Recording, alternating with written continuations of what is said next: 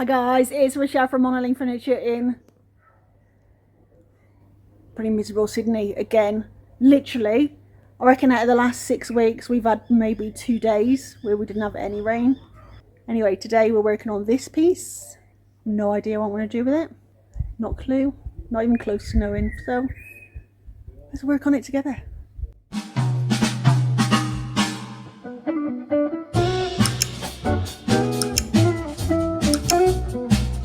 I found this little cutie on Facebook Marketplace. I really like her. I've actually never seen anything like it here before. It is solid wood. That should stand up really nicely. The drawer isn't on a runner, but there's plenty of room around it.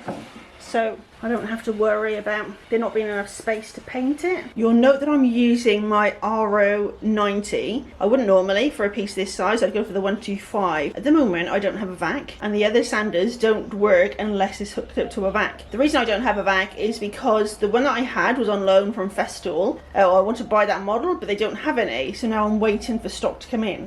You see the difference when you don't use a vac? That's unbelievable. I haven't seen dust for months.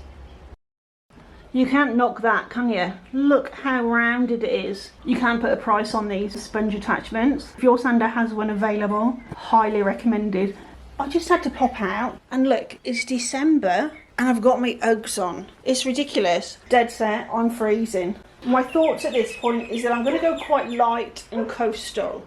We all know that might change, but I'm going to sand this drawer in preparation for that possibly happening.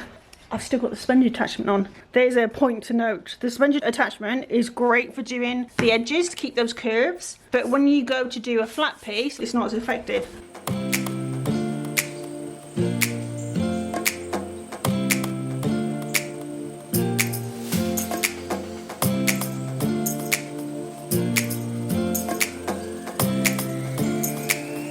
This sometimes happens. I'm hoping you'll be able to see it. You see there's a lighter ring around that hole. I might be able to sand it out. I'll keep going and trying.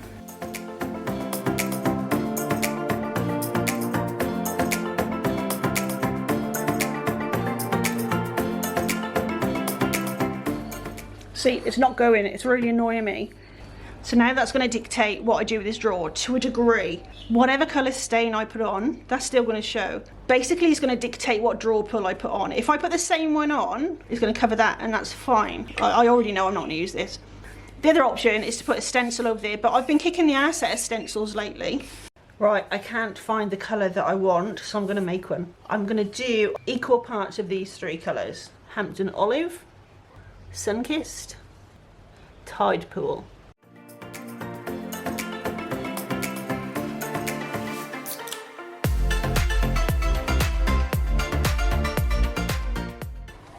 I'm going to use my Sleek 38 and possibly my Sleek 25 round brush. I really like these. Sometimes I plan on using both and then I just get carried away with this one and keep going. So we'll see. Oh, perfect. God, start. I had toyed with the idea of sanding this too, and it wouldn't be too much of a tricky job, but then it would unbalance it, I think. I wanted the focus of the sanded area to be on the top.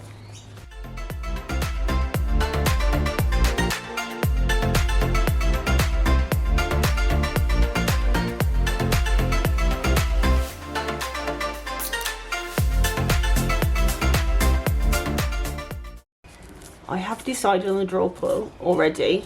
I'll wait until the end to show you it because it might change. Plus it'd be a nice surprise. Where do you all get your drawer pulls from as well? I get mine from Sleek mostly. I used to get them from eBay and I would just buy them in bulk. But now mostly the ones that I used to get off eBay, Sleek stock. So and they're sometimes even the same price or cheaper than what I used to get off eBay.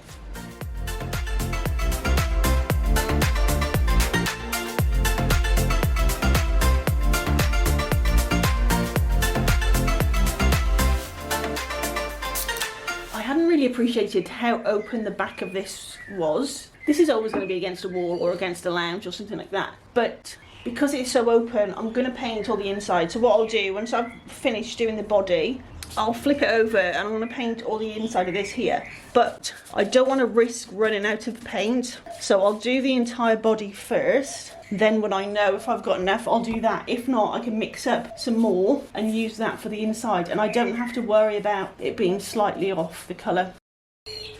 I know this isn't something you see very often from me, but I've got my tape out. I get this tape from Sleek. They have it in all different sizes. Ideally, I would take this plinth off. I don't like them, but it's part of the structure, so I can't.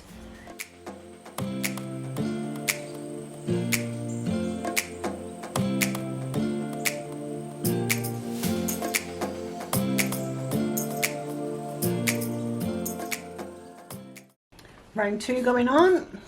I usually say 2.5 coats. I'll do this second coat, which will ultimately give me full coverage, but there's always areas where you sort of need to touch up. I just go around and touch up any areas that need a little bit extra, but it's never a full third coat. Some days you just shouldn't paint. As well as throwing the remainder of Hampton Olive on the floor, as you can see, I was eating prawns with a dip next to my paint. I very carefully dipped a prawn into the paint.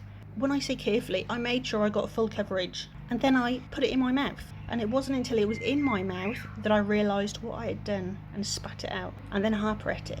I don't think I should be painting today.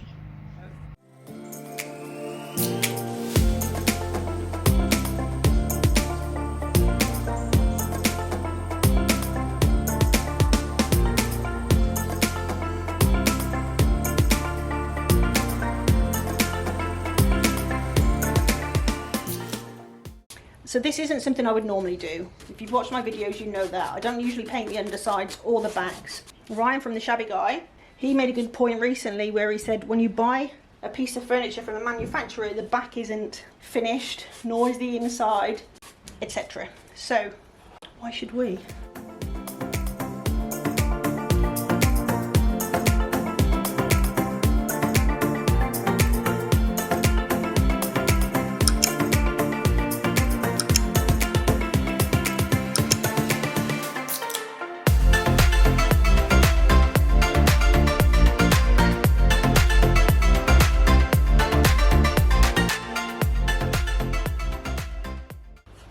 Those of you who aren't in Australia, I know most of the furniture flippers in Australia will have heard of Lignacolor because we've got a distributor here. But I've been speaking to other artists recently across the waters and they hadn't heard of it.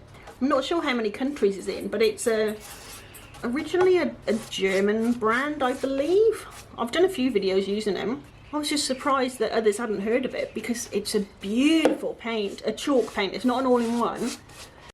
Like really nice, it's buttery smooth. So if you've tried it, let me know, and let me know what country you're in and if it's available where you are. I'm feeling my age lately, guys. My shoulder's been really sore. I thought maybe it was how I was holding my laptop, you know, because I work from my lounge. But now that I've just been sanding that, I found out the reason. My shoulder's, oh, how can I say that without swearing? Oh, let's just say it's hurting.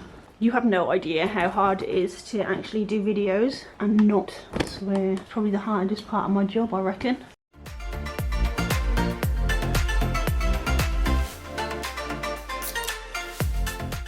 Staining time. White Magic, water and a sponge.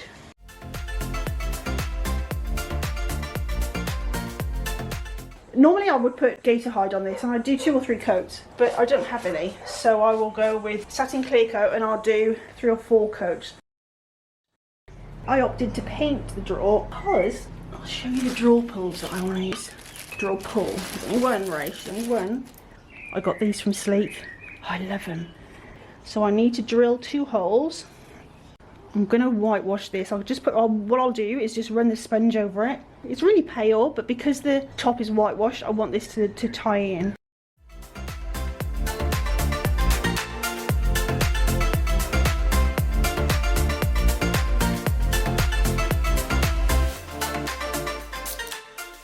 Now that that's in, all you do is tighten up the screws and that will hold that in place. Let's get this girl dressed.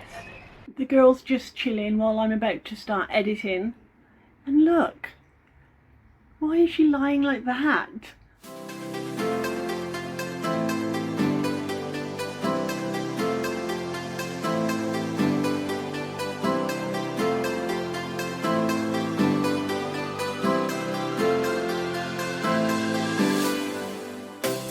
she's all done. And she's a beauty. Am I overexcitable? You bet I am. First time using those draw pulls, first time mixing up that colour, absolutely won't be the last. And it's a total transformation. If you've got any questions, put them in the comments below. Any tips? My tip for you, and you can take this one to the bank, don't eat prawns with a dip whilst you're painting. As always guys, thank you so much for sticking with me. I appreciate you. Take care guys, and I'll see you next time.